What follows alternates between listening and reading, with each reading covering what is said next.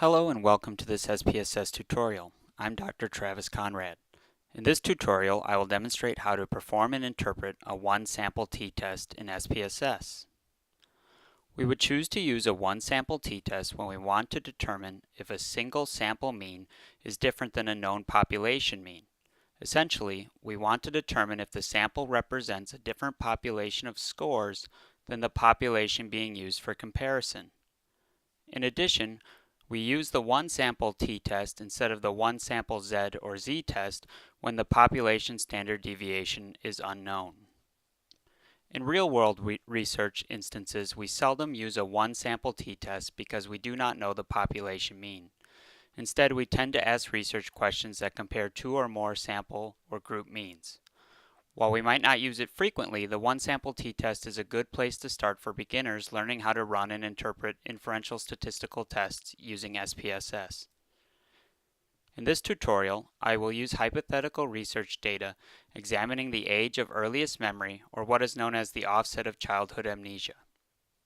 Research by Chrisman and colleagues suggests that mixed handers can recall earlier memories than strong handers.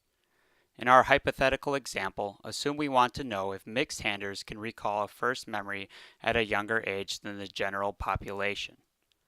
Assume we know that the mean age of earliest childhood memory in the general population is 4.5 years old, but we do not know the population standard deviation. To examine if the age of first memory for mixed handers is different than the population, we would ask a sample of 25 mixed handers to report their age at the time of their first memory and record their data. Their responses are displayed here. The first thing we would need to do is enter our data into the SPSS datasheet. First, we need to specify our variable. In this case, since we're doing a one-sample t-test, we only really have to enter data on one numerical measure. So in this case, we have age, first memory. This data is all in whole numbers or years, and we might put a more descriptive label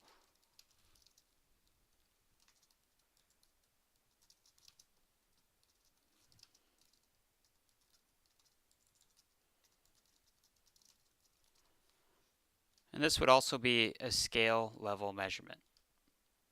Once we have the one variable entered, we can then switch over to data view and go ahead and enter the 25 participants in our samples data.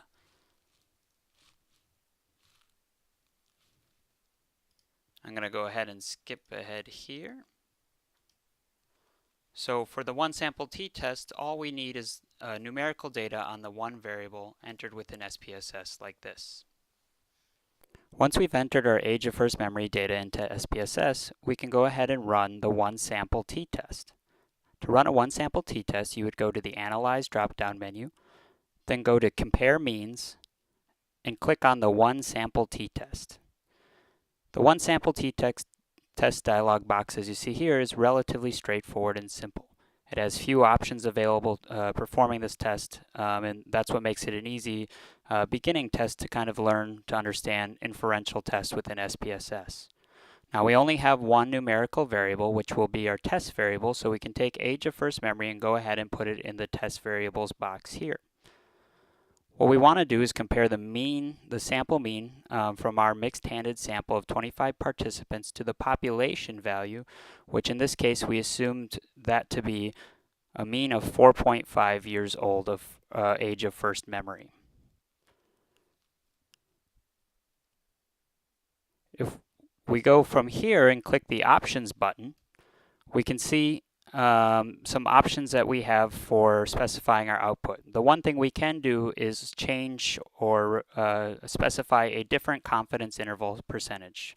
By default, SPSS includes 95% confidence intervals of the mean differences within your one sample t-test output. However, if you want to include a more conservative review of potential outcomes, we might change this from 95% to say 99% confidence intervals of the mean difference. For now, we'll go with the standard and default of 95% confidence intervals and click OK.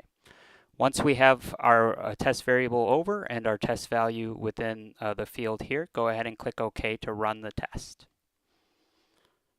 And as you can see here, I brought up the test in my output, and we have two tables that the one sample t-test produces. The first one are our sample statistics on age of first memory for a sample of 25 participants, in this case our mixed-handed sample. We see that we had 25 data points on this variable, and their mean age of first memory was 3.64 years.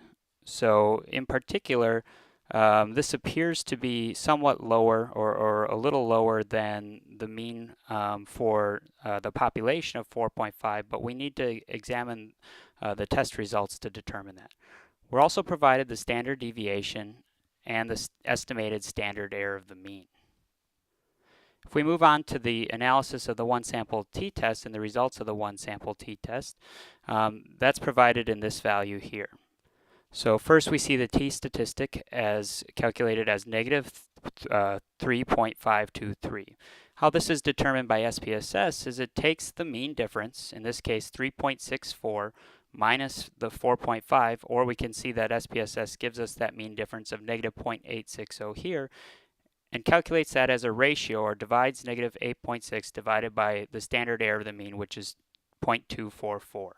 That would give us a t of negative 3.523. The negative in this case just indicates that our sample mean is lower than the population mean in which we're comparing it to. Next, we see the reported degrees of freedom, which for a one sample t-test, degrees of freedom are calculated by taking our sample size minus 1. So n minus 1 in this case, 25 minus 1 is 24. As far as what we really want to be looking at to determine whether or not our test was statistically significant is the provided significance value, or p-value, in our output here. So here we see that the two-tailed significance test for a t of negative 3.52 with 24 degrees of freedom is 0.002. Since this is less than 0.05, we conclude that this test is statistically significant and reject the null hypothesis. If we were to report the results in statistical notation, we would write it as t to indicate that we're conducting a t-test, and then in parentheses put the degrees of freedom, which are 24, equals our obtained t-statistic value rounded to 2 decimal places, which is negative 3.52, and then we can report the exact probability, p equals 0.002.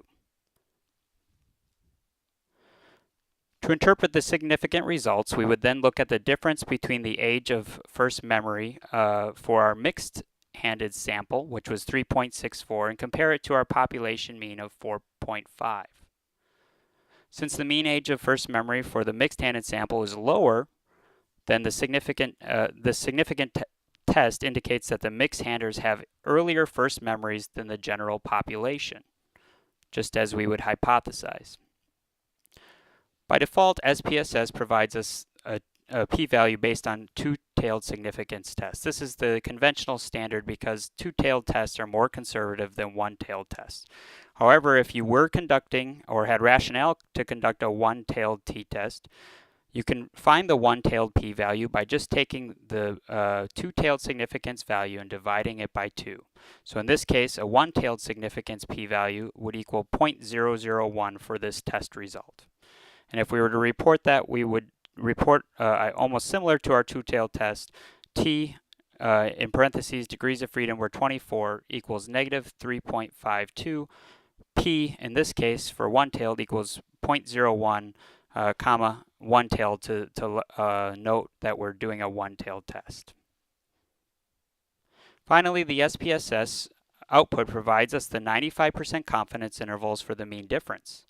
These values would indicate that we are 95% confident that the population of mixed-handers has a mean age of first memory that is between 0.36 and 1.36 years earlier than the general population. That's what the negative would indicate, would be that that population mean is earlier. Since the range of mean differences does not include 0, it confirms the decision to reject the null hypothesis and conclude that the mixed-handed population has a different age of first memory than the general population, in particular earlier. Finally, we can use this data presented here to calculate measures of effect size. One measure of effect size we could calculate is estimated Cohen's d, or d prime. We would calculate this by taking the mean difference, either taking 3.64 minus 4.5, or just taking the provided mean difference here, taking the absolute value of that mean difference and dividing it by the standard deviation for our sample, which in this case was 1.221.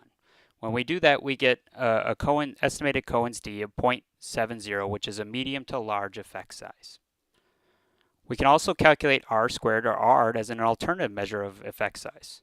We would calculate r squared by taking t squared divided by t squared plus the degrees of freedom. So we would take our obtained t here, square that value, and divide by that value squared plus the degrees of freedom. When we do that, our r squared that we observe here is 0.34, and we can interpret that as 34% of the variability in age of first memory was determined by handedness, in this case mixed handers being earlier than the general population. Finally, we could calculate the r by taking the square root of r squared, which would be 0.58. Both the 0.34 and 0.58 indicate large effect size based on Cohen's standards for effect size, and would suggest that we do have a large effect of handedness on age of first memory in this case. Finally, we can show an example of how we would report the one sample t-test based on statistical notation and APA formatting standards. So here I've drafted up what a one sample t-test result for this hypothetical data situation would look like.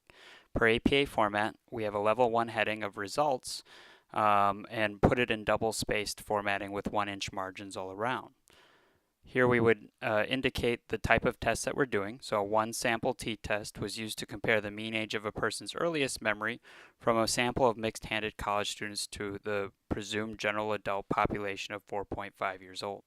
The test showed that the age of earliest recalled childhood memory for mixed-handers had a sample mean of 3.64, comma, a sample standard deviation of 1.22 was significantly earlier than the general population mean, which was a population mean of 4.5 years. Then we report our t statistic, t 24 degrees of freedom equals negative 3.52, with a probability equal to 0.002. Remember, that's the probability that we would be making a type 1 error or see a t statistic that great if the null hypothesis were true. We then show that we did a two-tailed test and report the 95% confidence intervals of the mean difference between negative 1.36 to negative 0.36. The effect size, as in this case I reported Cohen's d, was estimated to be 0.70, which according to standards represents a medium to large effect. Finally, if you are looking for more help on the one sample t-test, you can go to Help, Topics, and then within the Topics menu, if you go to Statistics, Base Options, and T-Tests, you'll be able to find the menu options for the one sample t-test. Thank you for following along during this tutorial.